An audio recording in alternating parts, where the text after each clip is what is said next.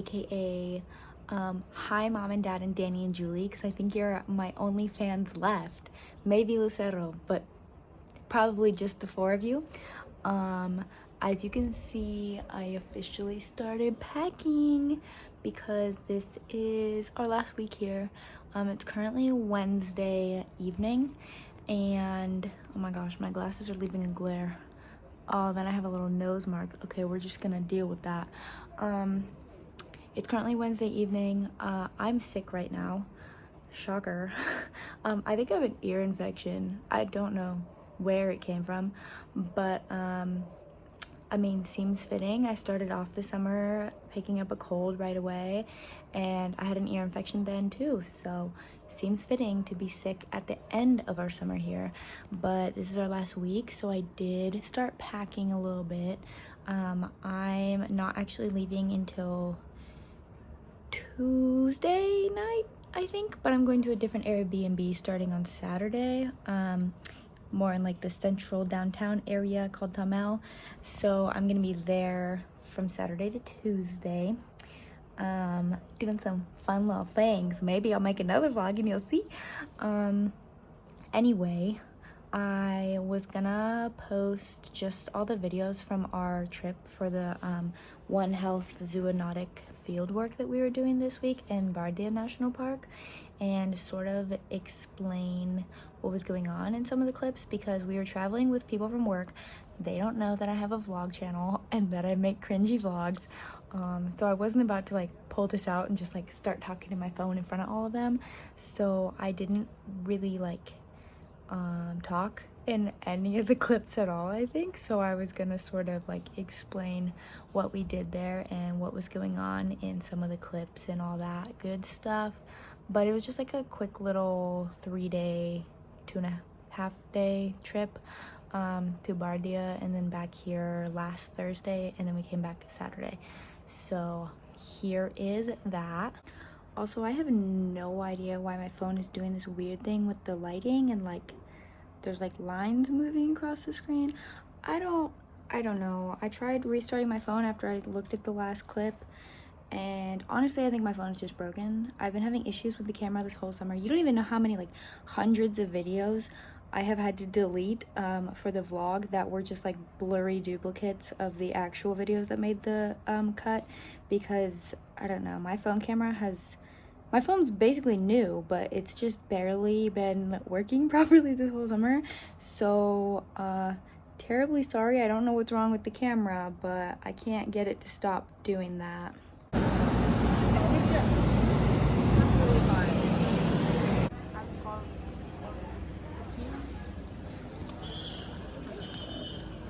Basically, we got to Bardia and we flew to Nepalganj, which is a city. I don't really know what qualifies as like a city versus a village here, but Nepalganj is like 2 hours away from Bardia National Park, which is where we were actually staying and doing the work for this study. So we flew in there, and then we had to get on a tuk-tuk or rickshaw, and we rode one for like an hour, I think, and then we had to get on a van, which their like van or bus system here is not like what I'm used to, where they just go around the clock at certain times. You know, they will only drive if the bus or the van is completely full. So if like 3 people get off and 3 people don't fill those seats, you're gonna sit there until 3 more people come on. So if you're ever in a hurry and you need to take a bus, don't. But that was our only option because it was so rural where we were in Western Nepal.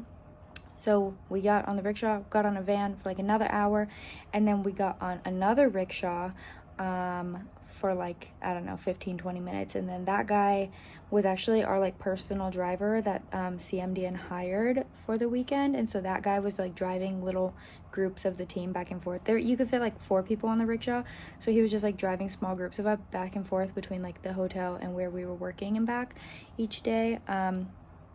And we also like randomly on our drive there was 2 amusement parks in the middle of nowhere. We were in like a super rural village, and there was 2 like water park, amusement park, whatever you want to call it, just in the middle of nowhere. One of them was called like Happy World, I think, or Happy Land, something like that.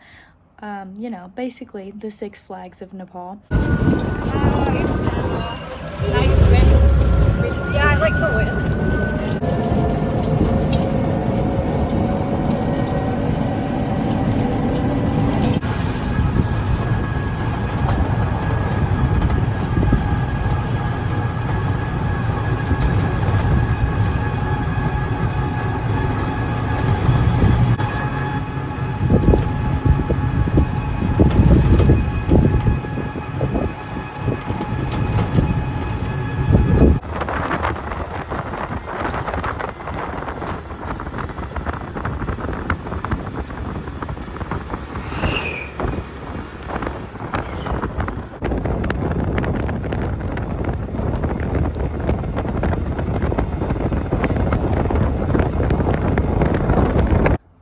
I did get the feeling that tourists don't exactly come to this part of Nepal very often, especially probably not in the summer because of monsoon season. I guess the park is normally closed all summer anyway.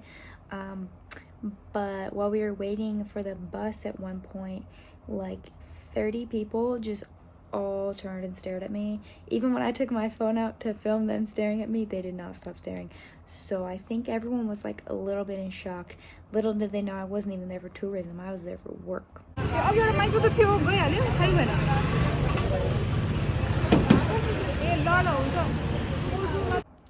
Then the first night we got there, so Thursday night, we actually went into the national park, or I guess we went into the buffer zone, which is basically just like the edge of the national park, and we went with the team who was starting their sampling. So basically for this project that they're doing, they're trying to determine if there's any zoonotic disease spillover from the wild animals in the national park into either the humans that live in the buffer zone or their livestock, because in Nepal there's actually laws that allow farmers to take their livestock into national parks to graze, and so then they come in contact, you know, with potential like scat, or they're drinking out of the same water as some of these wild animals. And also the wild animals, I mean, it's a very like jungly, so the wild animals just walk into the village. One of the nights we were there, we weren't with the team, but they were driving back to the hotel from the field, and they saw a tiger just walking through the village, like 30 seconds to a minute away from our hotel, and it like jumped over a fence.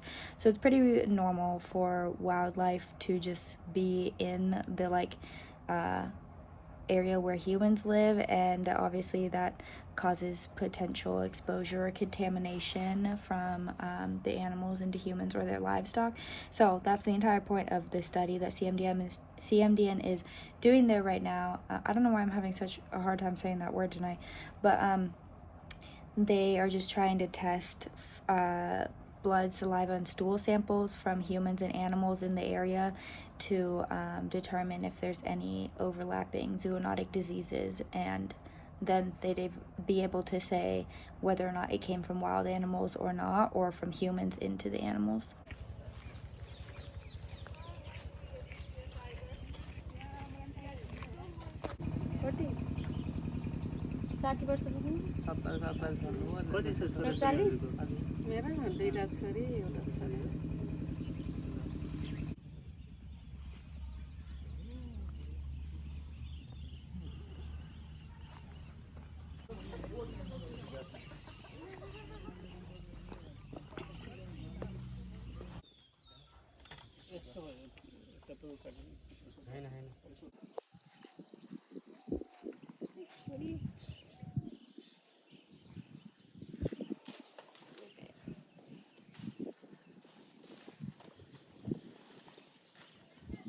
And finally, on Saturday, which was our last day there, we weren't flying out until late in the afternoon. So in the morning, we actually went on a Jeep safari ride.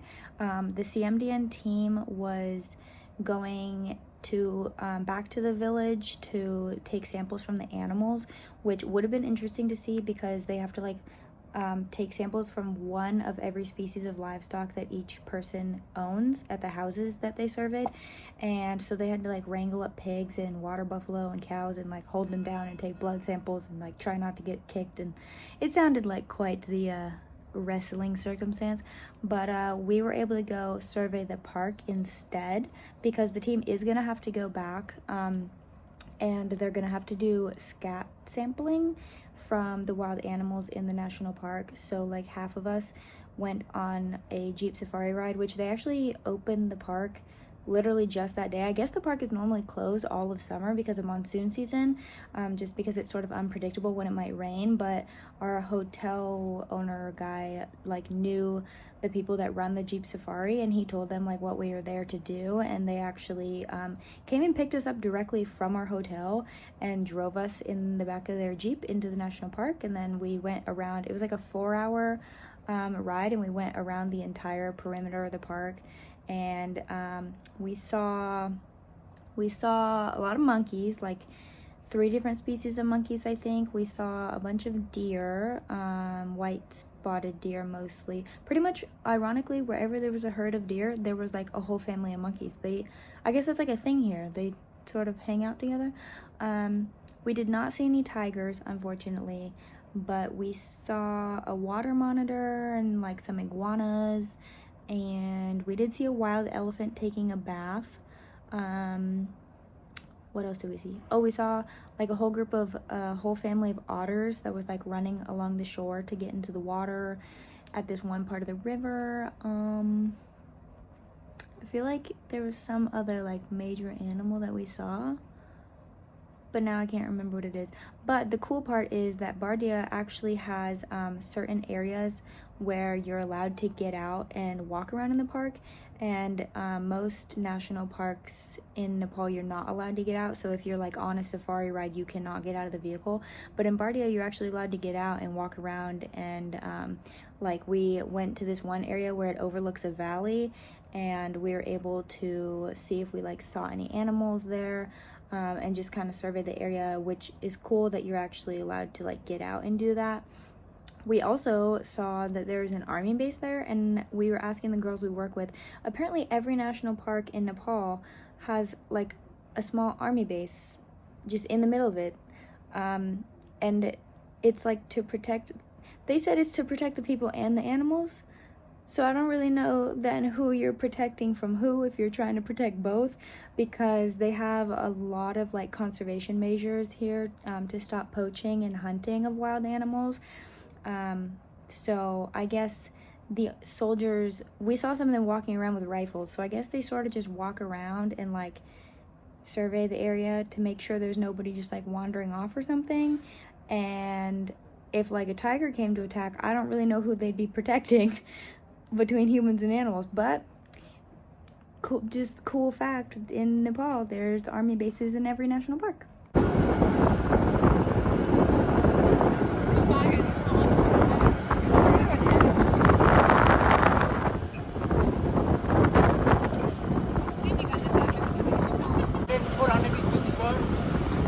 Tiger is non-agent shy animal, very shy, very clever. When tiger sees us, very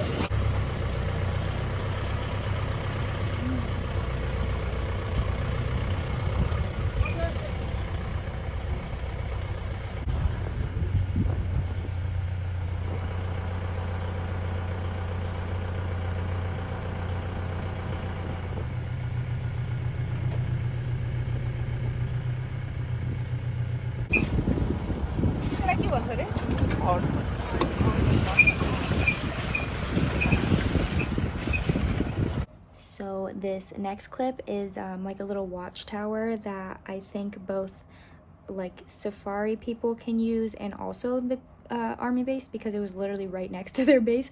But it overlooked a valley, and this is where we actually saw an elephant taking a bath in the river. I just like happened to spot it because it was really far away. We could only see it through binoculars, but I saw it spray water out of its trunk, and then I asked someone to use their binoculars, and it was almost entirely submerged in water, and so I could only see the back end of it. And at first I thought it was a hippo, and then I was informed that there's not hippos in that park. So then I realized it was an elephant, which was really cool, because then it did actually stick its trunk and its tusks out of the water, and we could see it giving itself a bath or taking a bath, whatever. So I do have like a video, but it was so far away that you can't tell what the video's of. It's just very blurry splotch of water, but that's the closest I could get you to seeing a wild elephant with me.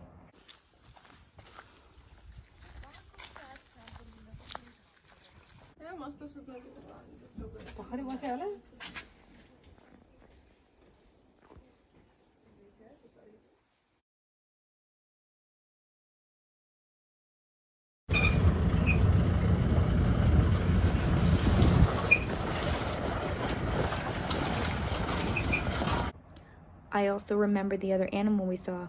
We saw a wild boar, and she had like 6 or 7 piglets with her. I don't know if you call them piglets. Maybe they're boarlets. I don't know what you call them. They were really cute though. They were like playing in the dirt, and she was digging with her nose to find food, and the babies were also digging, but they looked confused. They looked like they just were copying their mom but didn't know what they were digging for, but it was really cute. And then we went into the actual conservation center where they have a crocodile breeding center, and they also had a tiger in there. So we did see a tiger that was technically a wild tiger. Well, I guess all tigers are wild.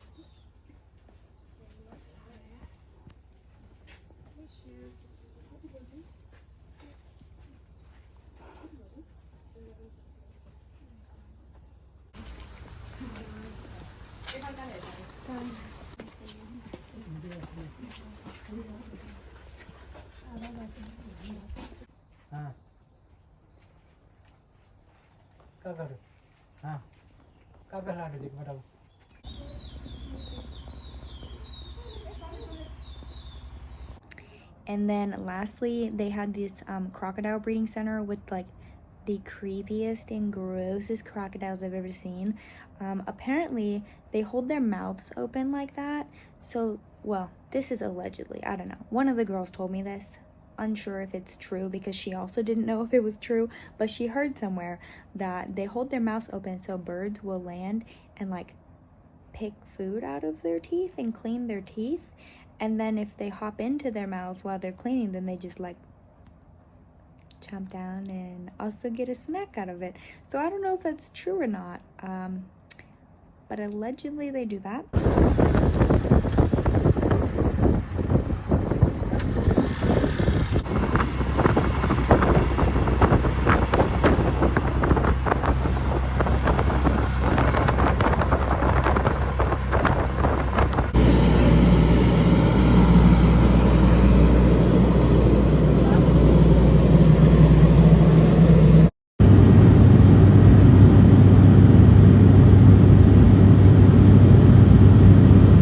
That was basically our trip. So after we left the conservation center, we went back, packed up, hopped on another tuk-tuk, which is like my new favorite thing.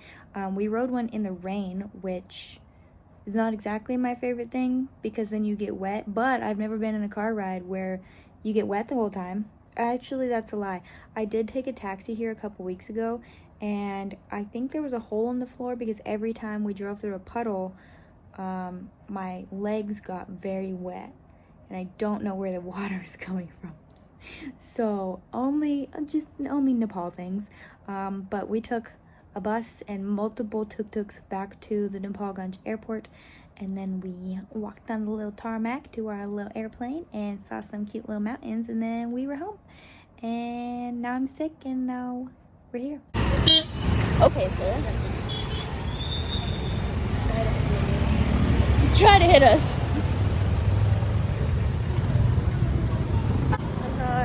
Our last walk home from work. How are you feeling? I don't know. I'm like numb right now. I don't know how to feel. I know. Like it's like things are happening. Hi. Hello. Yes, I am vlogging, sir. But like, you know, like everything happened, the ceremony happened, and we said our goodbyes, and I'm just like, okay, cool, goodbye. I'll see you tomorrow then. Yeah, I feel like we're coming back to work on Monday. It just feels like we just got it out of just work. feels like another Friday, you know. Oh no, I don't want a taxi, sir. This is our last time walking this way. Yeah. No more watching this building built. No more walking down this road with all these crazy electrical wires. Do you remember the first day we worked? The first day day, ceremony? we got lost on the way here and we couldn't find CMDN. No more walking next to the Fiji embassy. Now look at us, we made it so far. Now we're locals. I don't even need a GPS.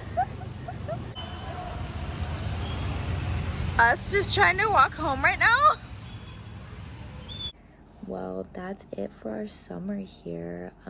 I'm apparently losing my voice, I guess, but I'm about to go to bed and it's our last night in the apartment here, so very sad and sort of like unreal feeling, I guess. I don't think it's really set in that we're actually leaving and that like we're not just going back to work on Monday, because today's Friday and it just, I don't know, it just feels like another Friday and we're gonna go back to work.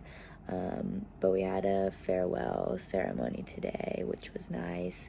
And yeah, so I've been told, you know, by my many like 4 fans that maybe I should continue making videos in the future. I don't know if that's actually in my future, but I guess you'll have to find out at some point if I ever continue making any videos. I have no idea what I would vlog, because like when I'm not here it would just be like me and my cat. Probably that's it. But anyway, yeah, I'm very grateful that I picked Nepal as my country of choice for this summer internship, and that I got to experience so much of the culture here. So it hasn't set in that I'm leaving, but this is it, and this is the end of our Nepal vlogs. Bye.